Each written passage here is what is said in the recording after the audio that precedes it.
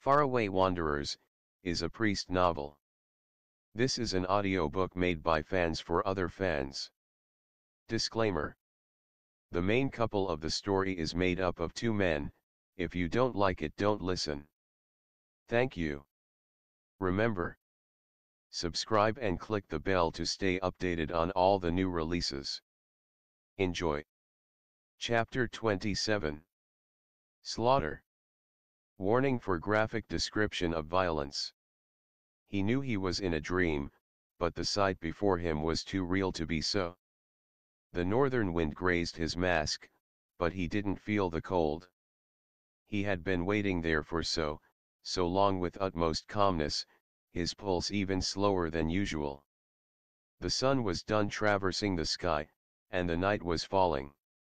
Ch27 watched all of it, detached from everything as a habit. He didn't know how to view himself as a human, someone with emotions, with a sense of right and wrong. It was for his own self-preservation. As long as he acted without thinking, he wouldn't be driven to insanity. He was merely a pair of bloody hands on which the kingdom of Diqing rested. Prosperity was like beautifully decorated sleeves, and his hands were forever hidden inside of them, making it difficult for people to really see him. Until the rotten age of war was over and peace reigned over the people, another chapter in history would begin. Ch27 lowered his head. The face of the person in his dream was hazy, but he thought he could still see the features that belonged to a little girl. She was held in the nanny's arms like an innocent, helpless lamb, while her protector never strayed from her task with a desperate expression on her face. The young girl looked up and said in a tiny voice, "My father is a good person, my big brother is also a good person, I'm also a good person, we're all good people, you shouldn't kill us." He remembered. During the reign of the late emperor, to deal a killing blow to the second prince, Tianquang was ordered to assassinate the entire family of court official Sir Zhang, who was recently fired from his position and was planning to leave the capital. Sir Jiang's daughter Zhang Shui was only 4 years old, an incredibly smart girl. How would she have turned out to be if she ever got a chance to grow up? Ch27 felt his hands raised, then a shrill feminine scream pierced the night sky. The sword went through her chest, then through the little girl's body. There was no disgust or grief, for he had been used to it ever since he came into his position. Did it matter whether people were kind-hearted or loyal? There was never a law that forbade good people to have their lives taken away. But he heard a drawn-out sigh in the air. Someone was saying, "An eye for an eye." Sharp pain spiked in his chest as he startled awake and sat up. With excruciating motions, he bent forward and clutched at his chest, teeth gritted to rein in the pained noises. His fingers gripped a corner of the blanket tightly, knuckles white, his hair wild, entire appearance miserable. Amidst the organ-crushing agony, he dazedly thought, "Look, Ch27, you damning bastard, you're going to die as well." Tonight, sleep denied Ch27 when Kexing and Yebai. When Kexing, instead of going outside, sat facing the window in silence. Wuxia stood beside him, solemnity graced her usually ingenuous countenance.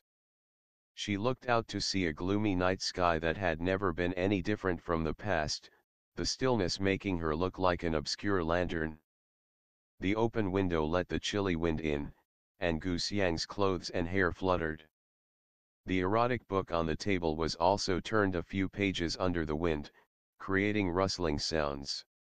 When Kexing allowed a slow smile to spread over his face and spoke softly, "I have waited for this for 20 years. Wuxia only looked at him in silence. The smile on his face showed inconceivable relief that bordered on maniacal glee. With no source of light around, he almost didn't look human, prompting reverence in her.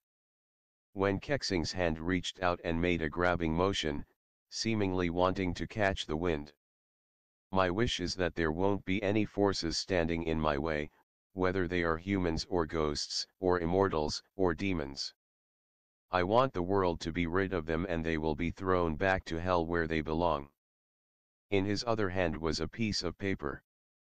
Gu Xiang's gaze stopped at that yellowed slip, on which a face of a ghost was scrawled messily.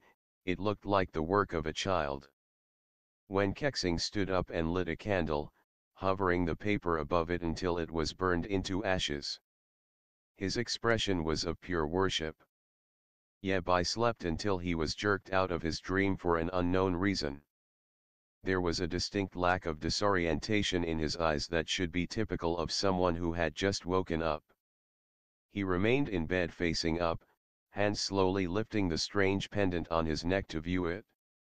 Taking a closer look, one could see that the jewelry was expertly crafted, and was an exact miniature of the realm's command.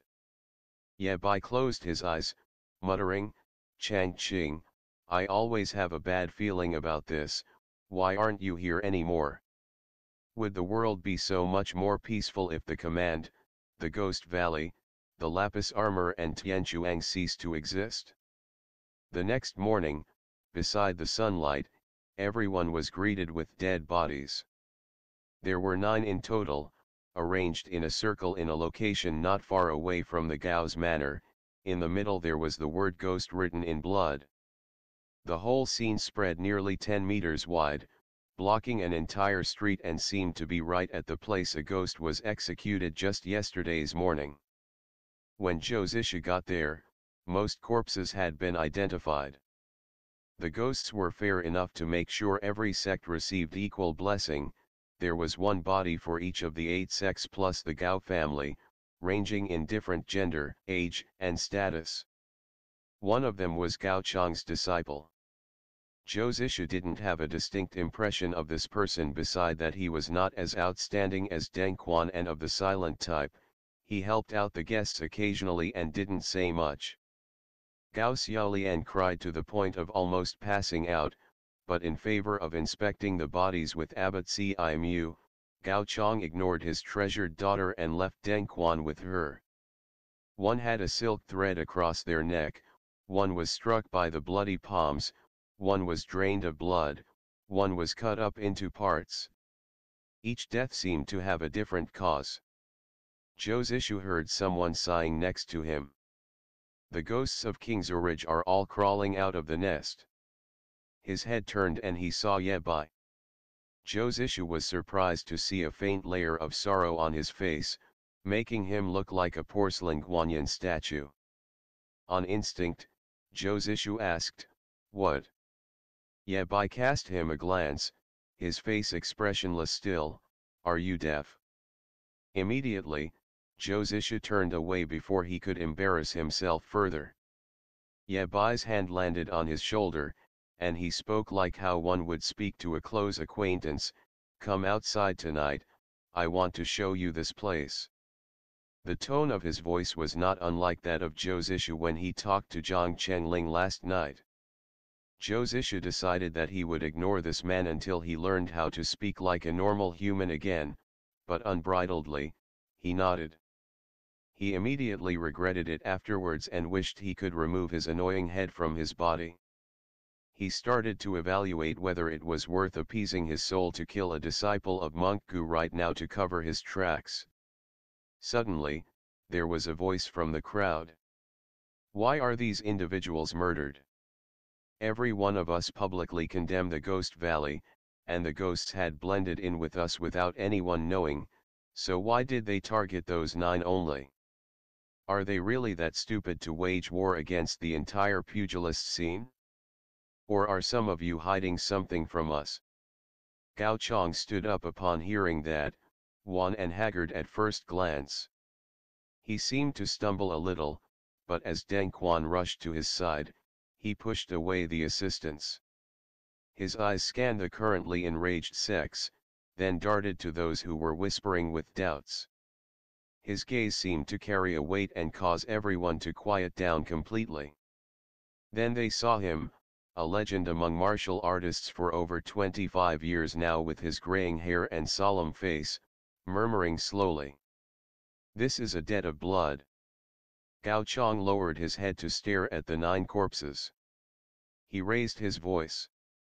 This is a debt of blood. A debt that they owe the Gao family, a debt that they owe all the sects, the world. A bloody debt that they owe anyone with conscience. He seemed to have trouble breathing for a second. Abbot Simu turned the prayer beads in his hands and said Amit Ba Buddha before closing his eyes and muttering prayers for the dead. Deng Quan looked at his old master with worry.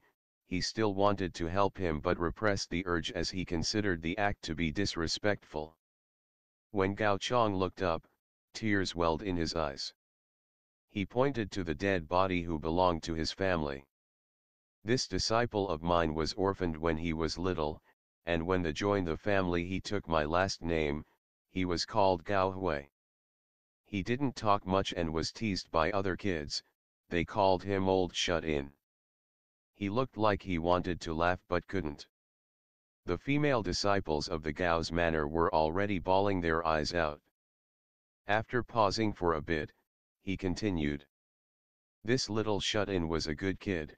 You must have seen him in the past few days. He was so innocent and honest, but a good kid nonetheless, always worked hard, never threw a fit. He had a grandmother who adopted him from the streets. She's over 80 now. She is blind and hard of hearing, can't really recognize anyone but her grandson, and that is only sometimes. You see, how am I gonna tell her the news? Everyone, you're all chivalrous heroes, please have mercy on me and tell me how I can tell her about this. The autumn wind in Dongting rustled loudly, and dead silence spread over the scene. Gao Chong, an old and respected figure, was bowing to them with his hands in front, pleading with them. How can I tell her about this? Even a rude mouth like Feng Xiaofeng clammed up. At this point, if anyone dared utter an unnecessary syllable, they should be considered to be below an animal. Hua Qing Song, the newly appointed patriarch of Taishan sect, was the first to speak up. Until the ghosts are exterminated, this world will not know peace. From now on, our Taishan sect is under Sir Gao's command. This is our promise.